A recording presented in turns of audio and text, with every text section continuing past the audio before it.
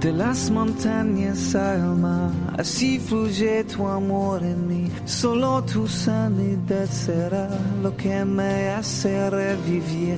Mis manos a ti alzaré, feliz estoy que estás en mí. De ti yo cantaré por tu misericordia.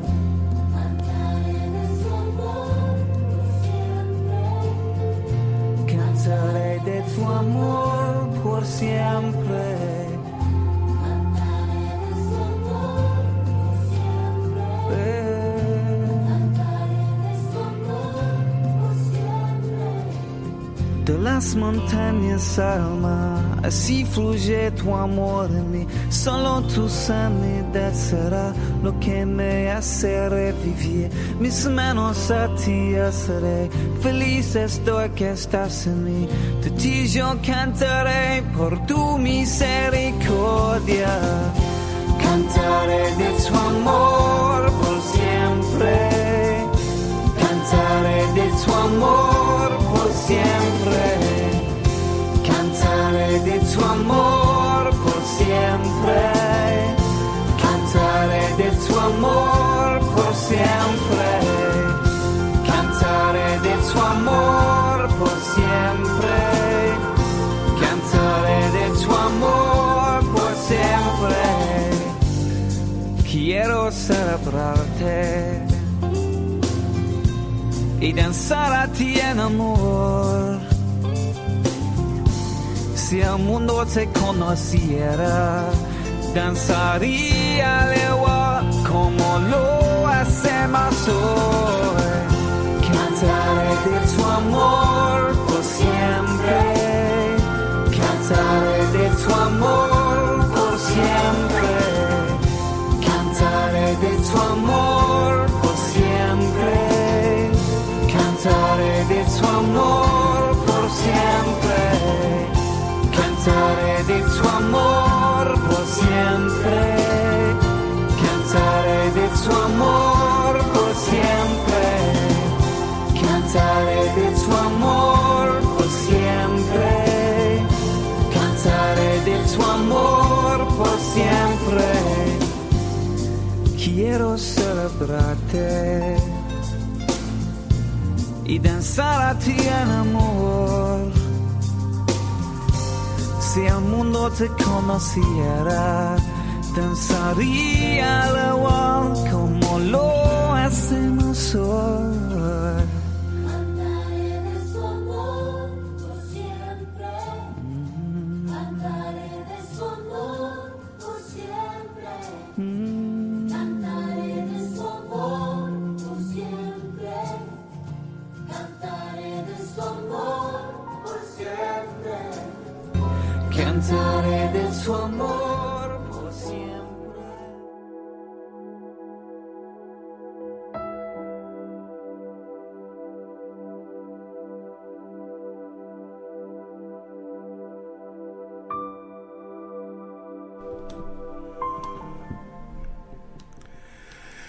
Hay un incidente en el Nuevo Testamento que nosotros debemos analizar en profundidad y que pone de relieve algunos aspectos de la personalidad de Cristo que nos causan todavía admiración.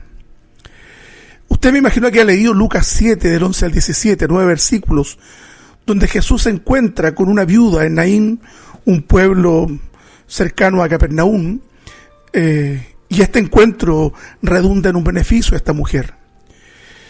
Sin más, les leo el texto que dice así a partir del verso 11 del capítulo 7 del Evangelio de Lucas. Aconteció después que él iba a la ciudad que se llama Naín, e iban con él muchos de sus discípulos y una gran multitud. Cuando llegó cerca de la puerta de la ciudad, he aquí que llevaban a enterrar a un difunto, hijo único de su madre, la cual era viuda, y había mucha gente de la ciudad. Y cuando el Señor la vio, se compadeció de ella y le dijo: no llores. Acercándose, tocó el féretro, y los que lo llevaban se detuvieron, y dijo: joven, a ti te digo, levántate. Entonces se incorporó el que había muerto y comenzó a hablar, y lo dio a su madre, Y todos tuvieron miedo y glorificaron a Dios, diciendo: un gran profeta se ha levantado entre nosotros, y Dios ha visitado a su pueblo. Y se extendió la fama de él por toda Judea y por toda la región de alrededor.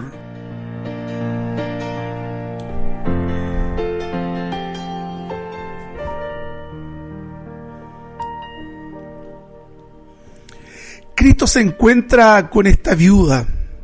Alguien podría pensar que esto es una casualidad. Permítame decirle, hermano, que dado que Dios es soberano, no existen en absoluto las casualidades, porque todo está sujeto al plan que Dios ha delineado desde la eternidad. Por eso, quienes confiamos en la total soberanía del Señor, tenemos tranquilidad de saber que nada se escapa al control de Dios. Todo lo que acontece en nuestras vidas está perfectamente bajo el control absoluto y total de nuestro Dios. El texto dice que Jesús era seguido por cientos de personas que hallaban en él el descanso que la religión no podía ofrecerles.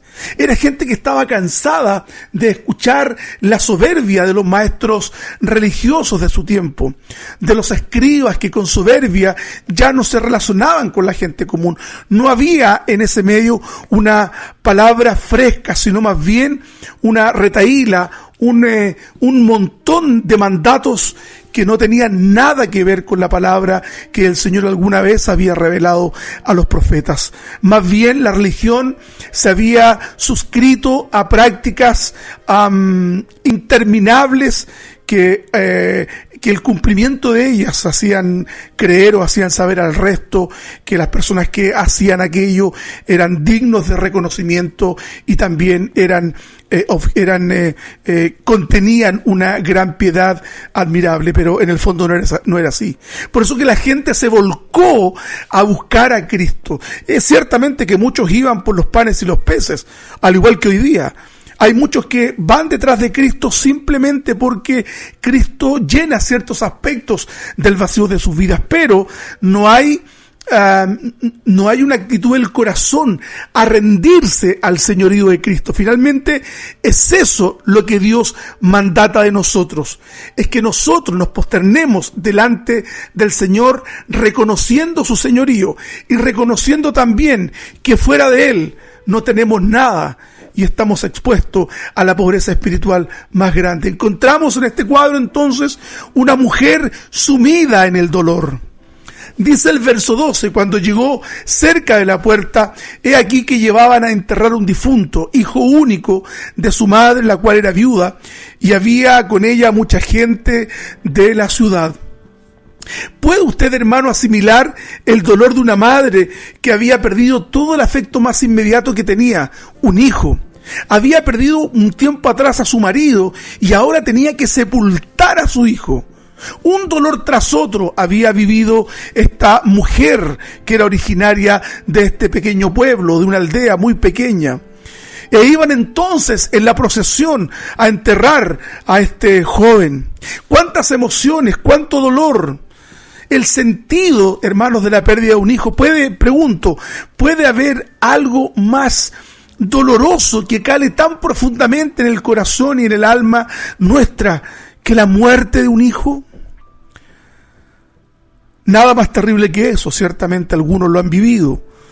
Nuestros respetos para aquellos que han pasado por ese profundo dolor. La multitud seguía a esta sufriente mujer, iban acompañándola en su dolor. Era una procesión dolorosa, los llantos de la madre, ¿cierto?, que rompían el silencio de esa aldea y esta gente siguiendo detrás del féretro. Era un cuadro, hermano, terrible, de dolor, de desolación, de angustia. El texto ciertamente no ahonda en detalles, pero sí algo es cierto e innegable. Había dolor, hermanos, como señalábamos. Había mucho lloro, mucho llanto, angustia, incertidumbre. Esta falta de certeza que de pronto nos sobreviene cuando estamos siendo expuestos a situaciones difíciles y duras. Muchos nos hemos preguntado por qué ante situaciones de dolor. Muchos en momentos de quebranto hemos cuestionado la fidelidad de Dios cuando hemos sido expuestos a al rigor de la prueba, al rigor de la disciplina. Muchas veces nosotros también miramos al cielo con un dejo de rabia, pensando que Dios tiene que darnos explicaciones. Frente a este cuadro de dolor, entonces, se presenta Cristo, el dador de la vida. Cuando el Señor la vio, por favor, quiero que escuche este hermoso término. Yo cuando preparaba esta reflexión, esta palabra, de igual forma penetró mi corazón. Cuando el Señor la vio, se compadeció de ella y le dijo: no llores.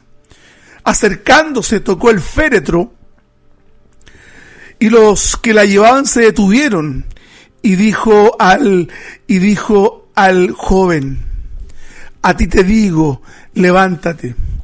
Entonces se incorporó el que había muerto y comenzó a hablar y lo dio a su madre. Los muertos, hermanos, solo como cultura general, les menciono este elemento. Los muertos siempre eran enterrados fuera de la ciudad. Eran transportados en una especie de camilla, estaban por tanto al descubierto. El cuerpo era expuesto a la intemperie, es decir, la gente lo cargaba como llevar una especie de camilla, dicen los estudiosos. Y quiero detenerme, hermanos, en la expresión de Jesús: no llores. Esta expresión tiene un profundo sentido. En medio de esta terrible pérdida, el Señor dulcemente conmina a esta mujer a tener calma. No llores, es el llamado a la tranquilidad que hace, hermanos, el dador de la vida. Muchas veces cuando hemos estado en situaciones de quebranto, ese susurro del Señor también, cuando nosotros invocamos su confianza en esos momentos en que nos sentimos perdidos, y sentimos también la dulce voz del Maestro que se compadece también de nosotros y nos dice: no llores.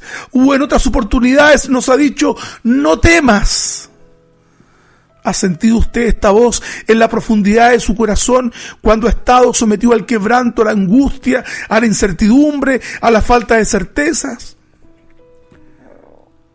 No hay nada más hermoso que el susurro de esa dulce voz, hablando a nuestro corazón: no llores, no tengas miedo, espera. El texto también dice: se compadeció. Jesús sentía una profunda simpatía por quienes sufrían. Hermanos, Él estaba siempre con aquellos que eran despreciados, aquellos que no tenían cabida alguna entre los ricos e influyentes de ese tiempo. La palabra en el griego original, donde está esta expresión compadeció, nos aporta la idea de sentir lástima. Cristo, hermanos, se condolía del dolor de esta madre. Por favor, quiero que entienda este profundo principio del corazón de Cristo. Cuando Él se compadece, cuando Cristo obra este milagro, no lo hace por ganarse el afecto del auditorio que allí se encontraba. Lo que hace Cristo es que su corazón se conmueve dentro de Él al ver a esta mujer llorando por la pérdida de su hijo. Ciertamente este milagro revelaba el carácter divino del Señor y la procedencia que Él tenía claramente, pero Jesús no lo hacía precisamente para promoverse como el Mesías, aunque la obra milagrosa hablaba de Él. Hermanos, Cristo se compadecía, había en su corazón una inclinación natural, no fingida, a compadecerse de aquellos que sufrían, aquellos que han estado quebrados, aquellos hermanos que han quedado en la más absoluta bancarrota espiritual y emocional. ¿Se ha encontrado usted así? ¿Ha estado usted en esa circunstancia?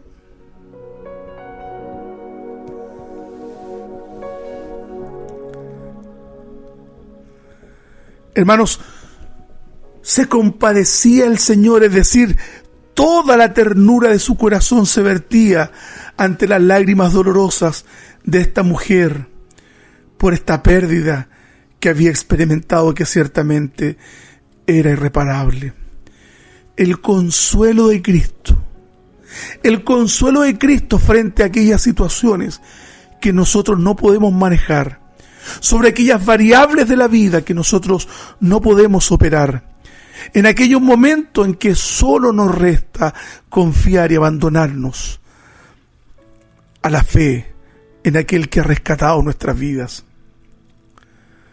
La palabra del Señor también dice respecto del carácter de Dios: como el Padre se compadece de los hijos, así se compadece el Señor de los que le temen. Cristo, hermano, está en medio de tus miedos.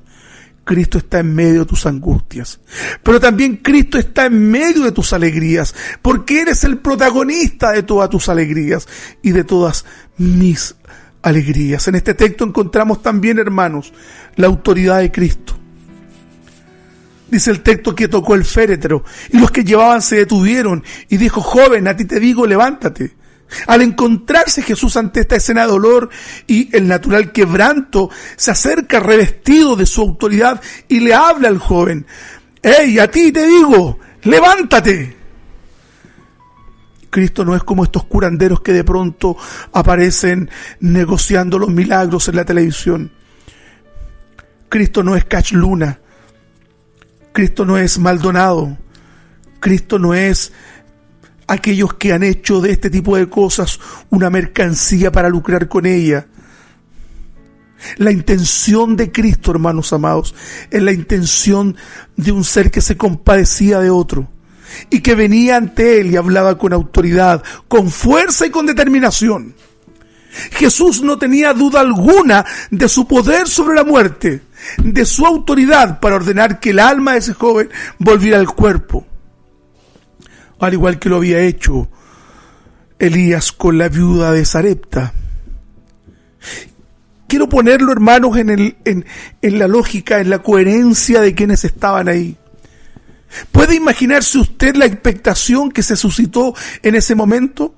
No tenemos certeza de si la fama de Jesús había llegado a este alejado pueblo, ni si la gente conocía a Cristo, no lo sabemos. Lo cierto es que todos guardaron silencio ante el llamado que Jesús le hace al joven fallecido. Joven, a ti te digo, levántate. Hermanos, Cristo tiene el poder de traernos desde la muerte a la vida. Él dijo: yo soy la resurrección y la vida. Y el que cree en mí, aunque esté muerto, vivirá. La gran certeza que nos entrega Cristo es que Él nos va a guardar más allá de la muerte. ¿No se goza usted con esta verdad profunda? Cristo obra un milagro maravilloso de resurrección. Dice el verso 15: entonces se incorporó el que había muerto y comenzó a hablar y lo dio a su madre. La madre, la misma mujer que a su momento lloraba la pérdida irremediable de su único hijo, ahora lo abrazaba, veía ante sus maravillados ojos que el hijo que había perdido estaba vivo. El dolor se disipó y el asombro de su corazón se exaltaba al ver la maravilla obrada. Hermanos, Cristo está pendiente de tus hijos. Y me voy a atrever a hacer una alegorización del texto. Aunque en la lógica de la interpretación bíblica, esta ciencia llamada hermenéutica no podría permitírmelo y alguien se podría escandalizar, pero me doy una licencia de 30 segundos. Cristo puede también resucitar el corazón de tus hijos y de mis hijos. Él puede traer la vida espiritual a aquellos que vagan perdidos por las tinieblas del desierto. Bendito es el Señor. El relato que hace Lucas, el relato lucano, deja en claro que el joven estaba muerto. Se levantó, dice el texto, el que estaba muerto. Deja claramente establecido que el que llevaban entonces portando en esa camilla era un sujeto que había estado muerto y que ahora se encontraba conversando con su madre. Todos eran testigos del milagro obrado ante esa comunidad que miraba atónita como Dios les había visitado. Nos encontramos con la gloria de Dios desplegada en favor de una viuda doliente y quebrada. todos tuvieron miedo y glorificaban a Dios, diciendo: un gran profeta se ha levantado entre nosotros, y Dios ha visitado a su pueblo, y se extendió la fama de él por toda Judea y por toda la región de alrededor. La palabra que se utiliza aquí, miedo, es fobia en el griego en que se escribió el texto, hermanos amados, particularmente el de Lucas, que lo hace en un griego muy rico. Hermanos, Cristo es capaz de traernos a la vida en medio de nuestra muerte. Por eso sigo con esta suerte de alegorización del texto. Tranquilo, nuestros hijos son del Señor. Ten tranquilidad, ten paz. Nuestros hijos son de Él. Cristo obró este milagro maravilloso resucitando al hijo de la viuda de Naín, porque Él se compadeció de aquella mujer. Las lágrimas que esta mujer había derramado eran el aliciente suficiente para que el eterno Dios se compadeciera de ella. Este es nuestro Cristo. Por eso, hermanos amados, debemos cada día humillar nuestro corazón delante de Él, pero humillarlo de verdad. Humillar nuestro corazón delante de su señorío. Él es hermoso y maravilloso.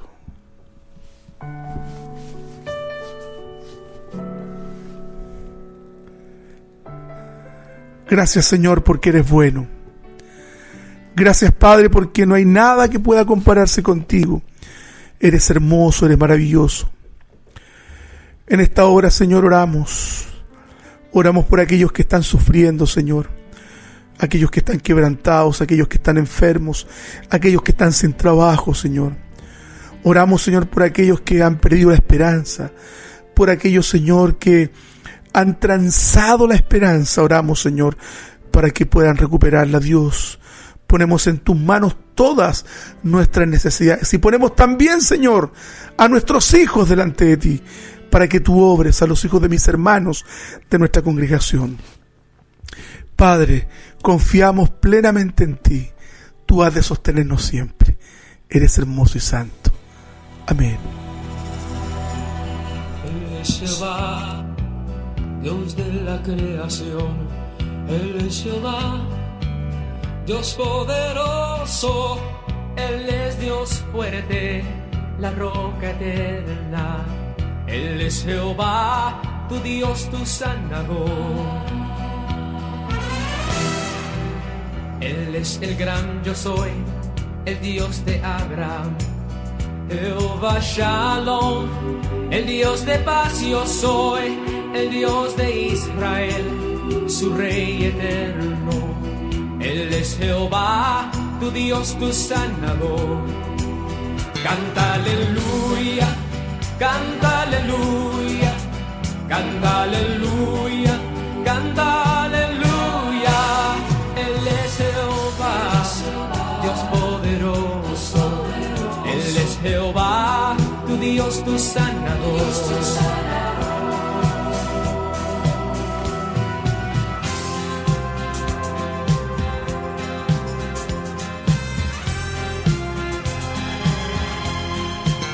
Él es tu proveedor, Jehová Jireh, el Dios de salvación, Dios del Mesías, que entre nosotros testificó de él. Él es Jehová, tu Dios, tu sanador. Canta aleluya, canta aleluya, canta aleluya, canta aleluya. Dios poderoso, Él es Jehová, tu Dios, tu sanador. Él es Jehová, tu Dios, tu sanador.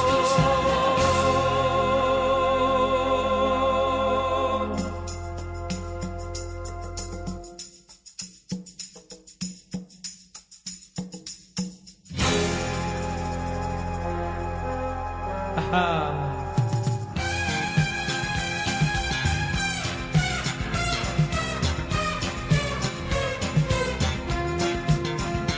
Es tu proveedor, Jehová Jireh, el Dios de salvación, Dios del Mesías, que entre nosotros testificó de él.